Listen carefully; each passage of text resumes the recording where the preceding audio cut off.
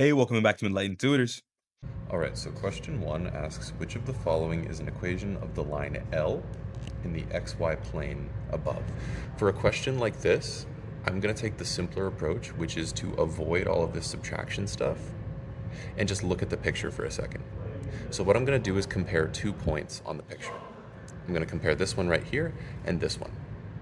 The coordinates of this point here are going to be -1, comma 0. So what that means is my rise is what I'm going to start with because that's the top of my fraction here. So I'm going to use this as my starting point and this is my end point.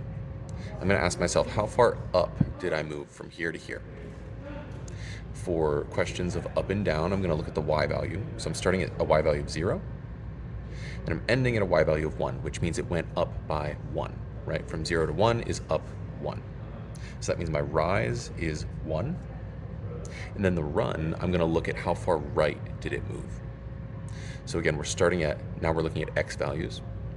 Starting at an x value of -1, ending up at an x value of 0, which means that is a +1 to the x, right? -1 plus 1 is 0, which means we now end up at 1 being our run.